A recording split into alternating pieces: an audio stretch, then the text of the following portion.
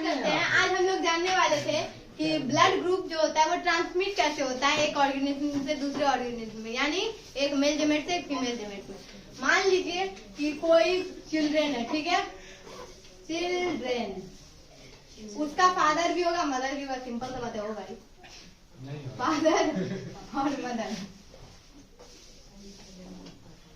तो क्या करना है, क्या समझना है, तो देखिए मान लीजिए नहीं, ग्रुप होता कितना है, किसी भी ऑर्गेनिज्म में ग्रुप कितने होते हैं, एक होता है ए होता है ब्लड ग्रुप, बी होता है, ए बी होता है और ओ होता है, यही मात्र 4 ब्लड ग्रुप होते हैं।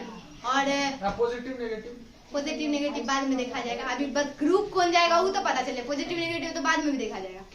10th में पॉजिटिव नेगेटिव नहीं पढ़ना है, 10th में सिर्फ ग्रुप का ट्रांसमिशन पढ़ना है कि कौन सा ब्लड ग्रुप किस ऑर्गेनिज्म में किस तरह से जाता है, ठीक है। तो यहाँ पर समझते हैं सबसे पहले क्या होता है। तो मान लीजिए फादर का ब्लड ग्रुप है IA, ठीक है, मतलब क्या कि ए है इसका ब्लड ग्रुप और इसका ब्लड ग्रुप क्या है, बी है, ठीक है।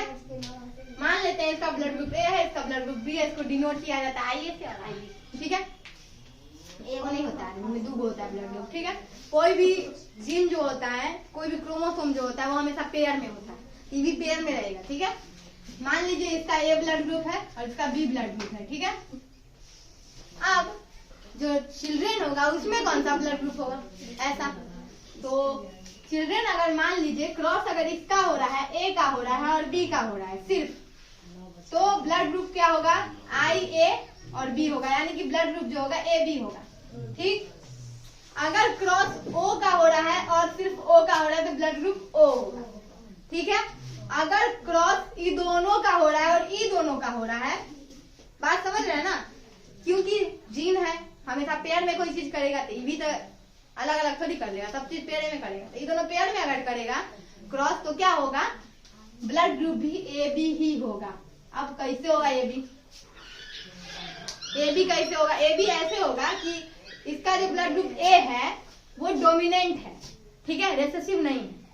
ब्लड ग्रुप O है रेसेसिव, जबकि यहाँ पर ब्लड ग्रुप A डोमिनेंट है और ब्लड ग्रुप O रेसेसिव है।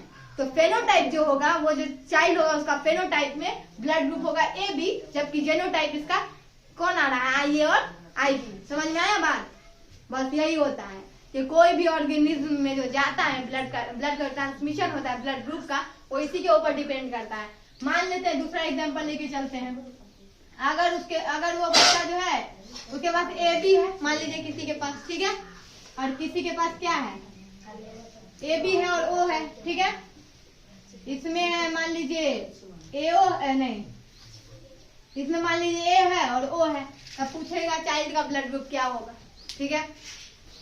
सोचिए कि चाइल्ड का ब्लड ग्रुप क्या हो सकता है, तो चाइल्ड का ब्लड ग्रुप क्या होगा, या तो नहीं यानी A2B में होगा क्या, ऐसा थोड़ी होता है।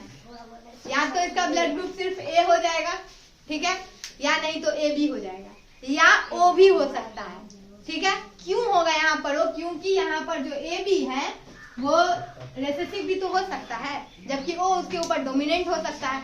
ये हम लोग नहीं डिसाइड कर सकते हैं, ये डिसाइड जीन करता है, ये डिसाइड क्रोमोसोम करता है कि कौन सा को ढो के कहाँ लेके जाएगा, उसका प्रॉब्लम है। हम लोग को बस पढ़ना है कि कौन सा कैसे होगा, कौन सा अगर है इधर कौन सा ब्लड ग्रुप है तो उधर कौन सा ब्लड ग्रुप जाएगा, चाइल्ड जो होगा उसका चिल्ड्रन होगा उसका ब्लड ग्रुप का ग्रुप कौन सा होगा, तो उसको जो डिसाइड करने का क्राइटेरिया होता है, सिंपल क्राइटेरिया यही है, ठीक है।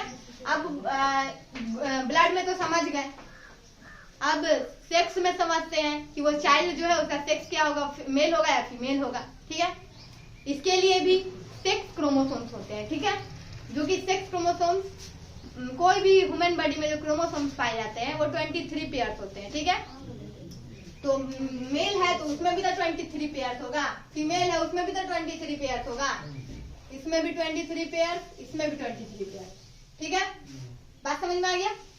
तो अच्छा दिमाग थोड़ा लगाए हैं आप लोग कि इसमें भी 46 है, इसमें भी 46 है, तो दोनों जा करके कितना बना लेगा क्रोमोसोम, कोई अनदर जीव जो होगा वो कितना क्रोमोसोम बनाएगा, 46 2 12 बचेगा एक, 4 दूनी 8 1 9 92, मतलब 92 क्रोमोसोम्स न्यू ऑर्गेनिज्म में जाएगा, ऐसा तो नहीं है।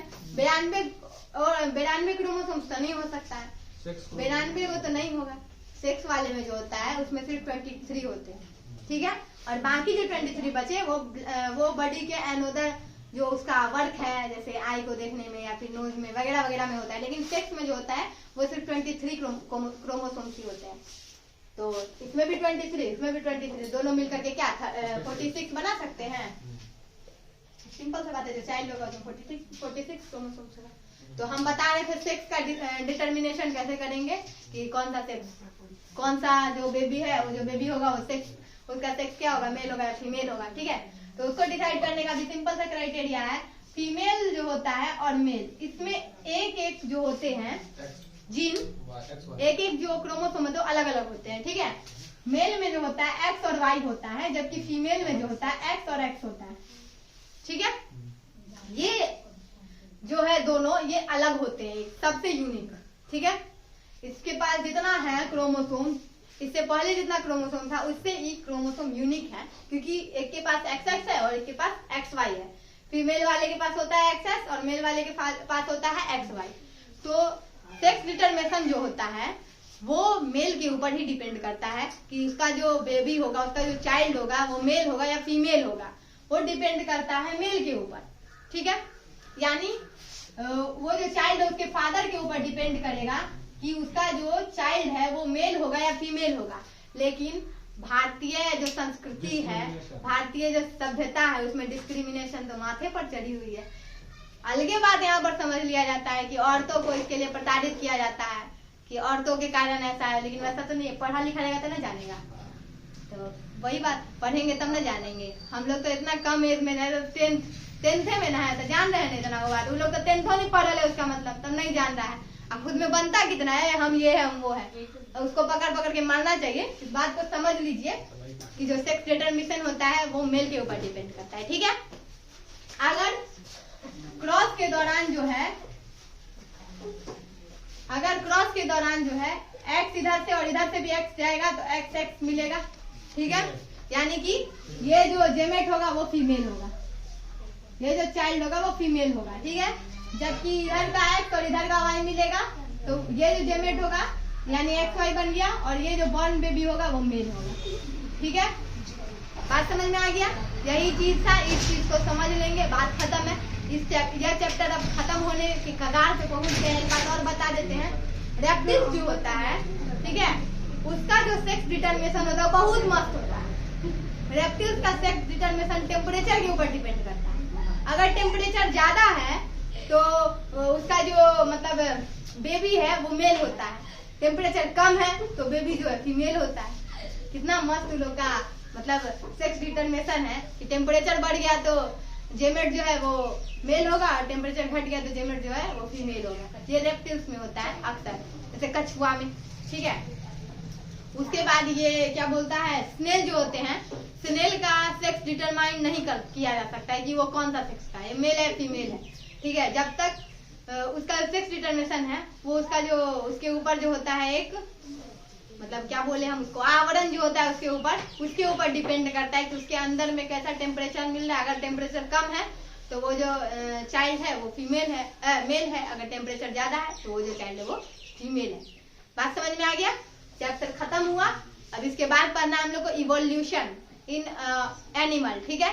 तो इसके बाद हो जाएगा चैप्टर खत्म, नहीं चैप्टर नहीं, बुके खत्म हो जाएगा।